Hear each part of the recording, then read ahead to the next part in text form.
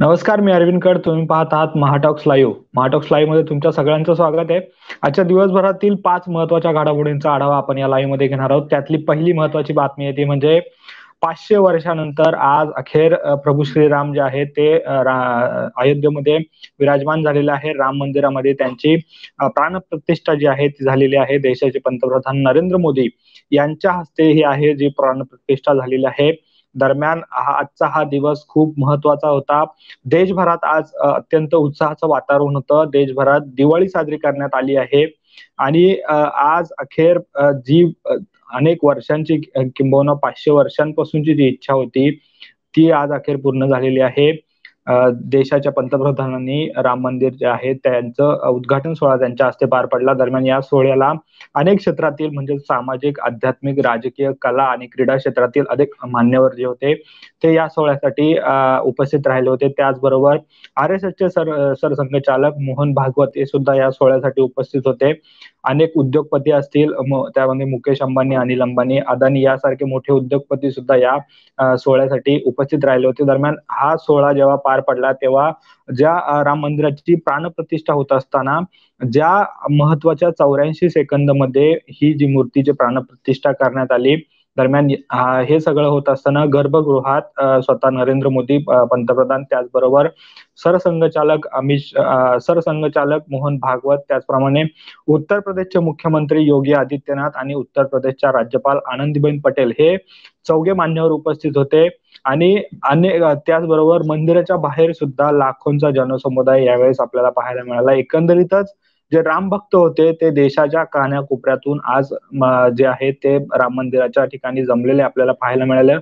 एकंदरीतच सगळीकडे धार्मिक असं जे होतं तो उत्साह होता, वातावरण होता.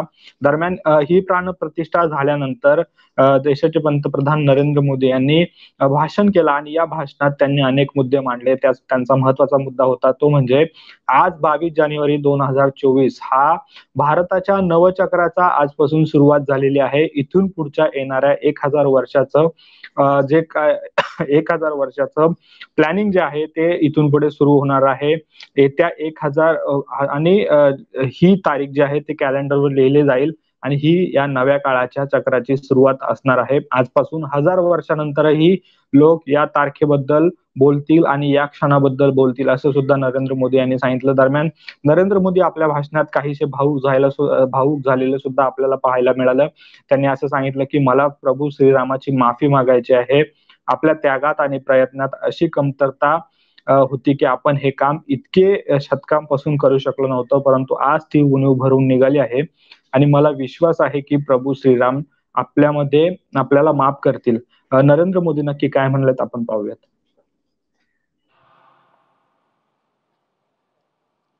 प्रभु श्री राम से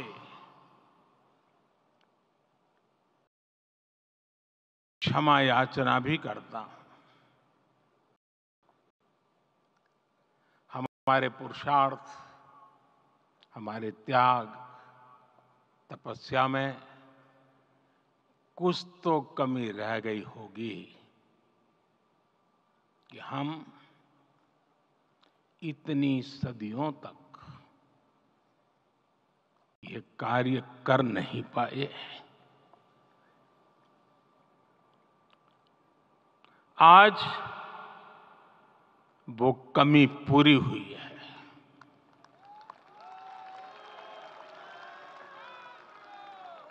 मुझे विश्वास है प्रभु राम आज हमें अवश्य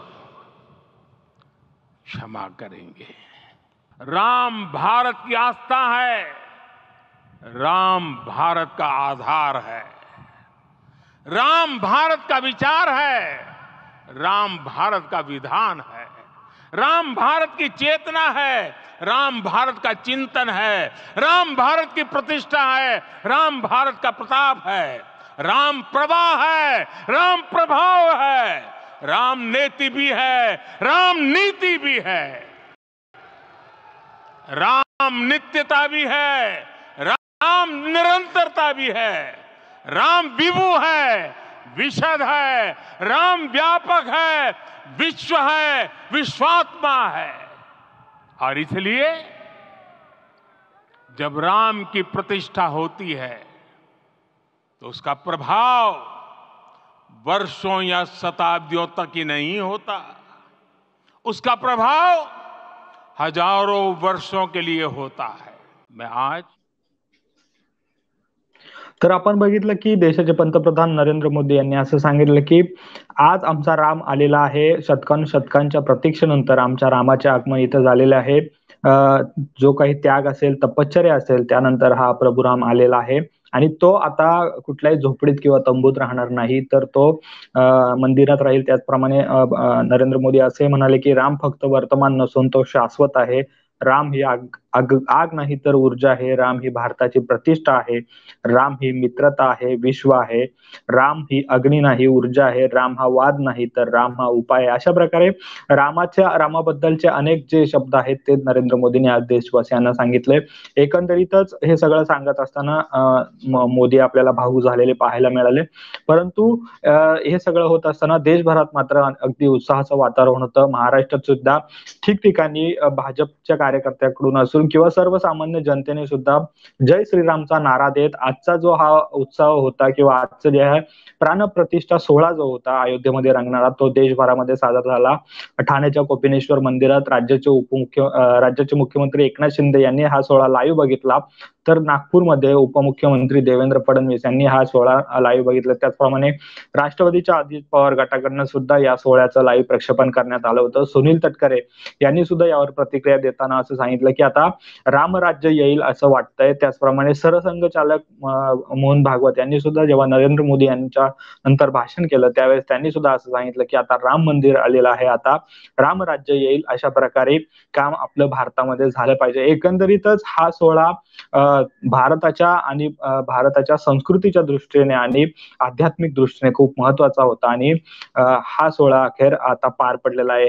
नरेंद्र मोदींनी यामध्ये अजून एक उल्लेख केला होता, तो म्हणजे काही लोक म्हणत होती की राम मंदिर जेव्हा होईल त्यावेळेस जे आहे देशामध्ये आग लागेल, परंतु आता राम मंदिर झाल्यामुळे सगळीकडे देशात शांतता पसरेल आणि आपण शांत मार्गाने देशाला पुढे घेऊन जाऊ. 1000 वर्षाची जी आहे 1000 वर्षानंतर या सोहळ्याला लोक ओळखतील. दरम्यान आजचा हा सोहळा पार पडला आहे. आपण दिवसभर त्याचं लाईव्ह प्रक्षेपण सुद्धा आमच्या महाटॉक्स लाईव्ह वर बघत होता.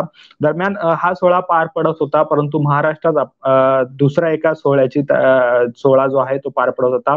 आपण त्यानंतरच्या त्या बातमीकडे वळते. खरं तर शिवसेना पक्षप्रमुख उद्धव ठाकरे हे आज नाशिक दौऱ्यावरती आहेत. या नाशिक दौऱ्यावरती त्यांनी असताना जे आहे काळाराम मंदिरात जाऊन त्यांनी काही वेळापूर्वी दर्शन घेतलं. त्याआधी ते नाशिक मधल्या सावरकर स्मारक येथे सुद्धा त्यांनी अभिवादन केलं. एकंदरीतच बघितलं तर लोकसभाच्या निवडणुका जवळ आलेल्या आहेत. उद्धव ठाकरे यांनी हा काळाराम मंदिराचं दर्शन घेण्याचा आज जरी घेतलं असलं तरी त्यांनी हे गेल्या 15 दिवसापूर्वीच या संदर्भात जे आहे ते सांगितलं होतं. एकंदरीत उद्धव ठाकरे यांना या राम मंदिरच्या सोहळ्याचं आमंत्रण जे आहे ते निमंत्रण आलेलं होतं, परंतु त्यानंतर आम्ही आत्ता लगेच अयोध्येला जाणार नाही, परंतु त्यांचा हा 22 तारखेचा दौरा ठरलेला होता. खरं तर 2 दिवस जे आहे ते उद्धव ठाकरे नाशिकच्या दौऱ्यावरती आहे. उद्या शिवसेना प्रमुख बाळासाहेब ठाकरे यांची जयंती जी आहे त्यानिमित्तानं ते जो मेळावा आहे शिवसेनेचा ठाकरे गटाचा तो नाशिकमध्ये उद्या पार पडणार आहे आणि या संदर्भात आपण माहिती जाणून घेऊया. आमचे प्रतिनिधी चेतन किर्दत हे नाशिकमध्ये आहेत. चेतन, काय सांगशील? उद्धव ठाकरे आज नाशिक दौऱ्यावरती आहेत. काही वेळापूर्वी त्यांनी काळाराम मंदिरात दर्शनही घेतलं. महाआरती सुद्धा गोदा किनारी ते करणार आहेत. एकंदरीतच कसा दौरा असणार आहे आणि उद्या शिवसेनेचे मेळावा होणार आहे, काय अपडेट आहे तुझ्याकडे? अरविंद, आज खरं तर आज आणि उद्या अशा 2 दिवसासाठी उद्धव ठाकरे जे आहेत हे नाशिक दौऱ्याला आलेले आहेत. आज दुपारी 12:15च्या सुमारास ते नाशिक आंतरराष्ट्रीय विमानतळावर त्यांचं विमान जे आहे ते लँड झालं होतं आणि त्यानंतर आपण जर पाहिलं तर नाशिकमध्ये ज्या ठिकाणी स्वातंत्र्यवीर सावरकर यांचं स्मारक आहे त्या ठिकाणी त्यांनी भेट दिलेली. मात्र या संपूर्ण रस्त्याच्या मध्ये 25 किलोमीटरचा खरं तर हा रस्ता होता आणि या रस्त्याच्या मध्ये अनेक ठिकाणी जे आहे ते उद्धव ठाकरे यांचं स्वागत जे आहे ते करण्यात आलं. मोठमोठे हार जे आहेत ते देखील आपण पाहिलेलं आहे. 3 ठिकाणी खरं तर असे मोठे हार जे आहेत त्यांनी उद्धव ठाकरे यांचं स्वागत केलेलं, तर अनेक ठिकाणी JCBनी त्यांच्यावर पुष्पवृष्टी जी आहे ती करण्यात आलेली. त्यानंतर आपण जर पाहिलं तर ते काही काळासाठी रेडिसन ब्लू या हॉटेलमध्ये त्यांनी विश्राम जो आहे तो केला होता. साधारण 1-1.5 तासाचा विश्राम जो आहे तो त्यांनी केला आणि त्यानंतर 4:30 वाजता त्यांनी या ठिकाणी काळाराम मंदिर जे आहे पंचवटीमध्ये नाशिकच्या या ठिकाणी ते दाखल झाले होते. सहकुटुंब ते खरं तर दाखल झाले होते.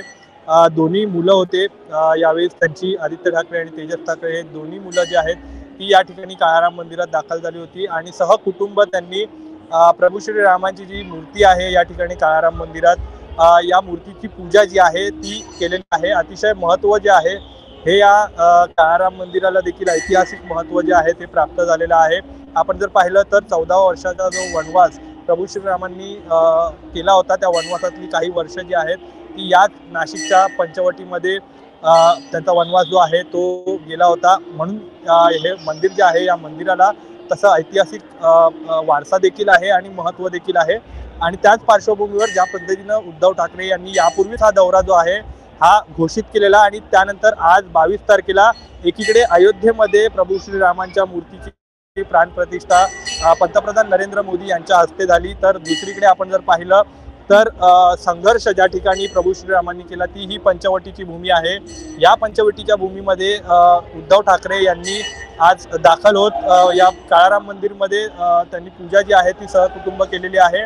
आता ते गोदावरीच्या तीरावर गेलेले आहेत, ज्या ठिकाणी गोदा नदीची, गोदामाईची जी पूजा आहे त्यांच्याकडून महाआरतीचं आयोजन करण्यात आलेलं आहे आणि त्या ठिकाणी त्यांच्या वतीनं महाआरती जी आहे ती देखील करण्यात येणार आहे. मात्र उद्याचा दिवस जो आहे हा अतिशय महत्त्वाचा दिवस आहे. उद्या खरं तर राज्यस्तरीय अधिवेशन जे आहे हे पार पडणार आहे. पक्षाचं जे राज्यस्तरीय अधिवेशन आहे हे पार पडणार आहे. आपण जर पाहिलं तर पक्षात फूट पडल्यानंतर हे पहिलंच अधिवेशन जे आहे ते पार पडतं आहे. राज्यस्तरीय अधिवेशन आणि सर्व कार्यकर्ते, पदाधिकारी असतील, विभाग प्रमुख असतील, शहर प्रमुख असतील, हे सर्व पदाधिकारी जे आहेत ते नाशिकमध्ये दाखल झालेले आहेत. उद्या नेमकं उद्धव ठाकरे काय संबोधन करणार याकडे त्यांचं लक्ष आहे. मात्र आपण जर पाहिलं तर लोकसभेची निवडणूक अगदीच काही महिन्यांवर येऊ ठेपलेली आहे. त्या पार्श्वभूमीवर सर्व राजकीय पक्षांची जागा वाटपांवरून चढाओढ सुरू आहे. मात्र दुसरीकडे आपण महाविकास आघाडीत देखील पाहिलं आहे की याच जागा वाटपावरून जर आपण पाहिलं तर चढाओढ जी आहे ती सुरू आहे आणि याच जागा वाटपावर कुठेतरी भाष्य करण्याची शक्यता जी आहे ही देखील उद्याच्या या अधिवेशनात वर्तवली जाते. अरविंद, जसं अयोध्येत पंतप्रधान मोदींच्या हस्ते जसं राम मंदिराचं आज उद्घाटन झालं, तसंच राज्याचे माजी मुख्यमंत्री उद्धव ठाकरे आज नाशिक दौऱ्यावरती आहे आणि या दौऱ्यात असताना त्यांनी काळाराम मंदिरात दर्शन घेतलं आणि उद्या त्यांचं राज्यविषयी अधिवेशन होणार आहे. त्यामुळे नक्कीच ही महत्वाची गोष्ट असणार आहे. दरम्यान तू दिलेल्या माहितीबद्दल तुर्तास धन्यवाद चेतन. तर आपण बघितलं की उद्धव ठाकरे जे आहेत ते नाशिकच्या दौऱ्यावरती आहेत. उद्या शिवसेनेच्या ठाकरे गटाचं जे आहे ते राज्यव्यापी अधिवेशन जे आहे ते 2 दिवसाचं पार पडणार आहे आणि आज उद्धव ठाकरेंच्या हस्ते काळाराम मंदिरात जी आहे ती पूजा झाली. त्यानंतर त्यांच्या हस्ते गोदा नदीवरती महाआरती होणार आहे. सगळे ठाकरे कुटुंबीय या सोहळ्यासाठी उपस्थित आहेत. त्याचप्रमाणे शिवसेनेचे अनेक नेते, पदाधिकारी, नाशिकचे स्थानिक पदाधिकारी असेल हे सुद्धा या सोहळ्यासाठी आहे. एकंदरीतच जसा मोदींच्या हस्ते जसं अयोध्येत राम मंदिर सोहळ्याचं उद्घाटन पार पडलं, त्या दृष्टीने उद्धव ठाकरेंनी सुद्धा आज काळाराम मंदिराला भेट दिलेली आहे. दरम्यान उद्धव ठाकरेंनी याआधीच सांगितलं आहे की आम्ही सुद्धा राम मंदिराच्या दर्शनासाठी किंवा एकंदरीत रामाच्या दर्शनासाठी अयोध्येत जाणार आहोत. परंतु ते आता रामाच्या दर्शनासाठी कधी जातात हे सुद्धा पाहावं लागेल. दरम्यान ही सुद्धा महत्वाची बातमी होती. त्यानंतरच्या तिसऱ्या बातमीकडे आपण बोलतोय. ती बातमी आहे अर्थातच मराठा आरक्षणाची मागणी करणारे मनोज जरांगे पाटील यांच्या संदर्भातली. आजचा मनोज जरांगे पाटील यांचा आंदोलनाचा तिसरा दिवस आहे. 20 जानेवारीला मनोज जरांगे पाटील अंतरवली सराटी येथून निघालेले आहेत आणि आज ते अहमदनगरमध्ये होते. दुपारच्या सुमारास अहमदनगर मधील सुप्या येथे त्यांचा दुपारी विश्रांतीचा आणि जेवणाचा कार्यक्रम झाला. परंतु त्याआधी त्यांनी अहमदनगर मधील भिंगार गावात जे राम मंदिर आहे तिथे राम मंदिरामध्ये आरती केली विधिवत अशी पूजा केली. त्यानंतर त्यांनी जेव्हा पत्रकारांशी संवाद साधला त्यावेळेस त्यांनी असं सांगितलं की राम मंदिर झालं याचा सर्व भारतवासियांना आनंद आहे. आजचा आनंदाचा दिवस आहे. खूप दिवसांच्या प्रतीक्षेनंतर जे आहे ते भगवान श्रीराम अयोध्येत विराजमान होत आहेत आणि हा आनंदाचा दिवस आम्ही अहमदनगरमध्ये साजरा केला. याचा आम्हाला आनंद आहे असं मनोज जरांगे पाटील म्हणाले. त्याच वेळेस पत्रकारांनी त्यांना जेव्हा प्रश्न विचारला की हा सोहळा भाजपने हायजॅक केला असा विरोधी पक्षाकडून दावा केला जातो, यावेळी मात्र मनोज जरांगे पाटील म्हणाले की मी या अर्थाने काहीच पाहत नाही. भाजप असो किंवा काँग्रेस असो, हा भारतवासियांचा आनंदाचा सण आहे. खूप दशकानंतर जी आहे ती प्रतीक्षा आज संपलेली आहे. देशभरात आज संपूर्ण दिवाळी साजरी केली जाते आणि आम्हाला त्याचा आनंद आहे. राम मंदिराचा प्रश्न सुटला याच्यामध्ये जास्त आनंद आहे. तसाच आरक्षणाचा सुद्धा प्रश्न सुटला पाहिजे, याबाबत आता आम्ही आंदोलन करत आहोत. दरम्यान पत्रकारांनी त्यावेळेस दुसरा प्रश्न विचारला की तुम्ही राम मंदिराकडे काही साकडं घातलंय का? त्यावरती त्यांनी एक मजेशीर उत्तर दिले की आज नाही, आज त्यांना काय करायचं ते करू द्या. उद्या मी जाऊन साकडं घालेल आणि ज्या वेळेस आरक्षण मिळेल त्यावेळेस आमचे जे मराठा कार्यकर्ते असतील ते रेल्वे भरून आम्ही अयोध्येला जाऊ आणि राम मंदिरात जाऊन रामाचं दर्शन घेऊ. एकंदरीतच आपण जर बघितलं तर हा आजचा तिसरा दिवस आहे मनोज जरांगे पाटील यांच्या दौऱ्याचा. आज ते नगरमध्ये आहेत. उद्या ते पुण्यात येतील. पुण्यातून नंतर ते मुंबईच्या दिशेने निघतील. परंतु जेव्हा आज 26 तारखेला जेव्हा मनोज जरांगे पाटील मुंबईत पोहोचतील त्यानंतर मात्र काय होतं हे सुद्धा आपल्याला पाहावं लागणार आहे. कारण मराठा आरक्षणाचा जो प्रश्न आहे तो गेले 7 महिने रेंगाळत चाललेला आहे. मनोज जरांगे पाटील यांनी या दरम्यान 2 वेळा आंदोलन केलं, 2 वेळा उपोषण केलं. त्यांनी वारंवार सरकारला या संबंधात जी आहे ती वेळ सुद्धा दिली, परंतु मराठा आरक्षण संदर्भात अजूनही शासनाकडून कुठलंही पाऊल उचललं जात नाही. दरम्यान आज सकाळी आलेल्या माहितीनुसार असं सांगितलं जात आहे की जे कोणी जिल्हाधिकारी आहेत त्यांना मुख्यमंत्र्यांनी असे आदेश दिलेत की जे 54 लाख नोंदणीधारक आहेत किंवा ज्यांना त्यांची नोंदणी सापडली आहे ओबीसी समाज कुणबी याच्यातील, त्यांच्याकडे त्यांना जे प्रमाणपत्र आहे ते देण्याची तातडीची कारवाई कशी करता येईल या संदर्भात सुद्धा शासन पातळीवर जे आहे त्या हालचाली वाढलेल्या आहेत. परंतु मनोज जरांगे पाटील हे आपल्या आंदोलनावरती ठाम आहेत. आज त्यांच्या नगर नंतर पुण्यामध्ये प्रवेश होईल. उद्या पुण्यातला मुक्काम झाल्यानंतर ते परवा मुंबईच्या दिशेने यायला निघतील आणि ह्या दरम्यान जेव्हा ते रस्त्याने येतात मराठा समाजाचा जो आहे तो प्रचंड प्रतिसाद आणि प्रचंड जनसमुदाय मनोज जरांगे पाटील यांच्या सोबत आहे. त्यामुळे नक्कीच मनोज जरांगे पाटील हे मुंबईत पोहोचल्यानंतर या आंदोलन कशा पद्धतीने होतं किंवा या आंदोलनाला कसं हाताळलं जातं राज्य सरकारकडून हे सुद्धा पाहावं लागणार आहे. दरम्यान ही सुद्धा महत्वाची बातमी होती. त्यानंतरच्या चौथ्या बातमीकडे वळतोय आपण, ती आहे शिवसेना आमदार अपात्रता प्रकरणाची. खरं तर आज 22 जानेवारीला सुप्रीम कोर्टामध्ये या संदर्भात सुनावणी पार पडली. आपण बघितलं तर 10 जानेवारीला जेव्हा विधानसभा अध्यक्ष राहुल नार्वेकर यांनी जो आहे तो शिवसेनेच्या ठाकरे गटाचा जो व्हीप होता सुनील प्रभू यांचा व्हीप नाकारून शिंदे गटाचे आमदार भरत गोगावले यांचा व्हीप जो आहे तो ग्राह्य धरला होता आणि त्याचप्रमाणे दोन्ही गटाचे आमदार अपात्र न करता दोन्ही गटातल्या आमदारांना पात्र केलं होतं. त्यानंतर शिवसेनेच्या ठाकरे गटाने या संदर्भात जे आहे ती सर्वोच्च न्यायालयात धाव घेतली होती. त्यानंतर महापत्रकार परिषद सुद्धा वरळी डोंब येथे उद्धव ठाकरे गटाचे झाले आणि या पत्रकार परिषदेमध्ये त्यांनी असं सांगितलं की सुप्रीम कोर्टाकडे आम्ही याचिका दाखल केली आहे, सुप्रीम कोर्टामध्ये होईलच, परंतु हे आता आम्ही जनता न्यायालयात सुद्धा घेऊन जाणार आहोत. एकंदरीतच या संदर्भात आज सुनावणी पार पडली. शिवसेनेच्या ठाकरे गटाच्या वतीने ज्येष्ठ वकील कपिल सिब्बल यांनी जो आहे तो युक्तिवाद केला आणि हा युक्तिवाद करत असताना त्यांनी असं सांगितलं की जो खंडपीठ होतं त्यामध्ये धनंजय चंद्रचूड आणि न्यायमूर्ती जे.बी. पारदीवाला आणि न्यायमूर्ती मनोज मिश्रा यांच्या खंडपीठासमोर खरं तर ही याचिका सुनावणीसाठी गेली होती आणि यावेळी कपिल सिब्बल यांनी न्यायालयासमोर याचिकेचा उल्लेख केल्यानंतर न्यायालयाने खटला थेट सर्वोच्च न्यायालयात न चालवण्याऐवजी उच्च न्यायालयात चालवायला हवा का अशी विचारणी केली. मात्र कपिल सिब्बल यांनी खटला सर्वोच्च न्यायालयात चालवण्याचीच विनंती केली. या प्रकरणाचा निकाल देताना विधानसभा अध्यक्षांनी जे आहे तो सर्वोच्च न्यायालयाचा निकालाचा अवमान केलेला आहे अशा प्रकारे जो आहे तो कपिल सिब्बल यांनी युक्तिवाद केला. आपण जर बघितलं तर हे जे संपूर्ण प्रकरण आहे ते संविधानातील 10वं परिशिष्ट आहे त्यावर सगळं आधारित आहे. ज्येष्ठ कायदेतज्ञ सुद्धा यांनी असं सांगितलं की राहुल नार्वेकर यांनी जो निर्णय दिलेला आहे तो फक्त व्हीप संबंधित आहे किंवा निवडणूक आयोगाने जे पक्ष आणि पक्षचिन्ह शिंदे गटाला दिलं होतं त्याला धरून दिलेलं आहे. परंतु आमदार अपात्रता प्रकरणासंदर्भात कुठेही त्यांच्या निकालामध्ये काही दिसलं नाही, कारण 10व्या परिशिष्टाचा उल्लेखच त्यांनी त्या निकालामध्ये केलेला नाही. आणि त्या संदर्भात आज कपिल सिब्बल यांनी ठाकरे गटाची जी आहे ती बाजू जोरदारपणे मांडली. आपण जर बघितलं तर उद्धव ठाकरे गट सर्वोच्च न्यायालयात गेला असताना त्याआधीच शिंदे गट जो आहे म्हणजेच भरत गोगावले हे व्हीप म्हणून उच्च न्यायालयात गेलेले आहेत. उद्धव ठाकरे गटाचे 14 आमदार अपात्र का नाही झाले या संदर्भात ते उच्च न्यायालयात गेले होते आणि तिथे सुद्धा उच्च न्यायालयाने या संदर्भात विधानसभेचे अध्यक्ष राहुल नार्वेकर यांना नोटीस पाठवली होती. दरम्यान याची सुनावणी जी आहे ती फेब्रुवारी महिन्यात पार पडणार आहे. परंतु आता सर्वोच्च न्यायालयाने या संदर्भात सुद्धा जी नोटीस आहे ती विधानसभा अध्यक्ष राहुल नार्वेकर यांना पाठवलेली आहे.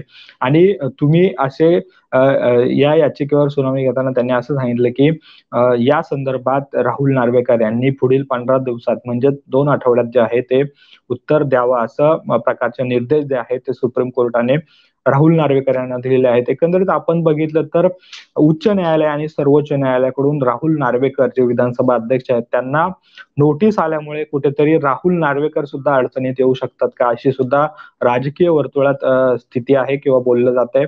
दरम्यान आता सर्वोच्च न्यायालयात हे सुनावणी चालते की उच्च न्यायालयात चालते हे सुद्धा बघावं लागणार आहे. एकंदरीत आपण जर बघितलं या आधीच्या बातमीमध्ये उद्धव ठाकरे हे जे आहेत ते नाशिक दौऱ्यावरती आहे. राज्यस्तरीय 2 दिवसाचं अधिवेशन आहे.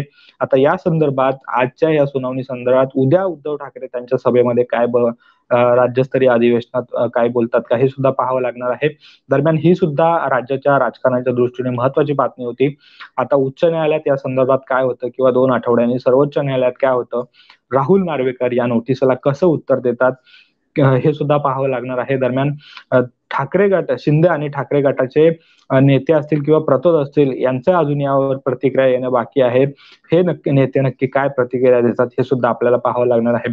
दरम्यान यानंतरच्या 5व्या आणि शेवटच्या बातमीकडे आपण वळतोय ती म्हणजे राहुल गांधी यांची भारत जोडो यात्रा जी आहे ती मणिपूर पासून सुरू झालेली आहे. या यात्रेचा तो दुसरा टप्पा आहे आणि याला काँग्रेसकडनं किंवा एकंदरीतच जो आहे ते भारत जोडो यात्रा 2 म्हणजेच भारत न्याय यात्रा असं नाव देण्यात आलेलं आहे. आपण जर बघितलं तर भारत जोडो यात्रेला चांगला प्रतिसाद मिळाल्यानंतर खरं तर काँग्रेसने कुठेतरी भारत न्याय यात्रा काढलेली आहे. मणिपूरमधून ही यात्रा सुरू होऊन आता महाराष्ट्रामध्ये या यात्रेचा शेवट होणार आहे. परंतु ही यात्रा आसाममध्ये असताना राहुल गांधींना जे आहे ते आसाम मधील नावगाव मधील वैश्वन विद्वान श्रीमंत शंकरदेव यांच्या जन्मस्थळी जे मंदिर आहे ते या जन्मस्थळी प्रार्थना करण्यासाठी जायचं होतं, मात्र त्यांना मंदिरात जाण्यापासून रोखण्यात आलेलं आहे. आपण जर बघितलं तर आज कुठेतरी राम मंदिराचा सोहळा देशामध्ये घडतोय, त्याचवेळी काँग्रेसच्या नेत्यांना मात्र कुठेतरी अडवलं जातंय, यामध्ये सुद्धा राजकारण केलं जातंय असं सुद्धा आरोप जो आहे तो करण्यात येत आहे. दरम्यान नागावमध्ये ते ही मंदिरात यात्रा प्रवेश करत असताना राहुल गांधींना रोखण्यात आल्यानंतर राहुल गांधी असं म्हटले की मला फक्त मंदिरात जाऊन प्रार्थना करायची आहे. मला मंदिरात जाण्यापासून रोखल्यानंतर राहुल गांधी आणि जे काँग्रेसचे नेते आहेत ते त्या मंदिराच्या बाहेरच त्यांनी धरणं आंदोलन धरलं किंवा तिथेच बसले.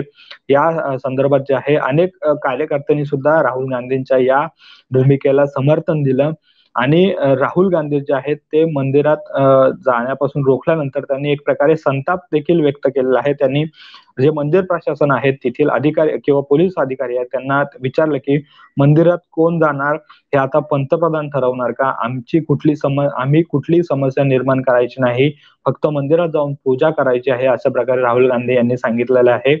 दरम्यान काँग्रेसचे सरचिटणीस जयराम रमेश यांनी असं म्हटलंय की हे सर्व राज्य सरकारच्या दबावाखाली सुरू आहे.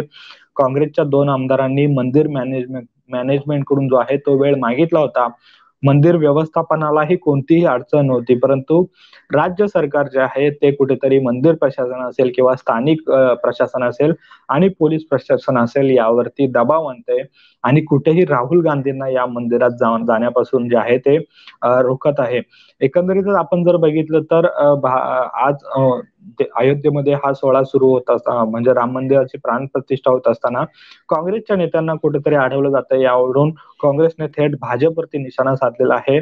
आपण जर बघितलं तर राम मंदिर सोहळ्यासाठी सुद्धा काँग्रेसचे नेते असतील, यामध्ये सोनिया गांधी असतील, काँग्रेस अध्यक्ष मल्लिकार्जुन खरगे असतील किंवा राहुल गांधी, प्रियंका गांधी या सगळ्यांना जे आहे ते निमंत्रण देण्यात आलं होतं, परंतु त्यांनी राम मंदिरात न जाण्याचा निर्णय घेतला आणि त्यामुळे एकमेव कारण त्यांनी असं सांगितलं की भाजपने जो आहे तो कुठेतरी या राम मंदिराचा राजकीय इव्हेंट केलेला आहे.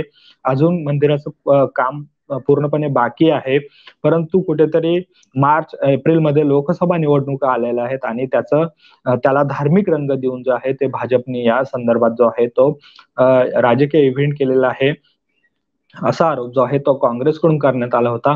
परंतु आता आज मंदिराचा उद्घाटन सोहळा मोठ्या जल्लोषात पार पडला. अनेक मान्यवर सुद्धा या सोहळ्याला उपस्थित होते, मात्र राहुल गांधींना अशा प्रकारे आसाम राज्य सरकारकडून अडवण्यात आल्यानंतर काँग्रेसने मात्र भाजपवरती जोरदार टीका करत आम्हाला मंदिरात जाण्यापासून रोखणारे तुम्ही कोण असा प्रतिप्रश्न जो आहे तो काँग्रेसने केलेला आहे. आता याच्यावरती भाजपकडून काय प्रतिक्रिया येतं हे सुद्धा पाहावं लागणार. दरम्यान ही सुद्धा महत्वाची बातमी होती, कारण भारत जोडो यात्रेचा जो दुसरा टप्पा आहे राहुल गांधींचा भारत न्याय यात्रा, त्याला लोकांचा चांगला प्रतिसाद मिळतोय. त्यामुळे कुठेतरी राजकारण यावरून रंगताना सुद्धा आपल्याला पाहायला मिळते. दरम्यान या महत्वाच्या बातम्या आजच्या दिवसभरातील होत्या. अशाच बातम्या ज्या आहेत त्या आम्ही तुमच्यापर्यंत महाटॉक्स लाईव्हच्या माध्यमातून सकाळी आणि संध्याकाळी दोन्ही वेळेस लाईव्ह मधून घेऊन येत असतो. त्यामुळे अशाच लाईव्ह बातम्या पाहण्यासाठी आमच्या महाटॉक्स या युट्यूब चॅनलला सबस्क्राईब करा आणि फेसबुक पेजला फॉलो आणि लाईक करा. धन्यवाद.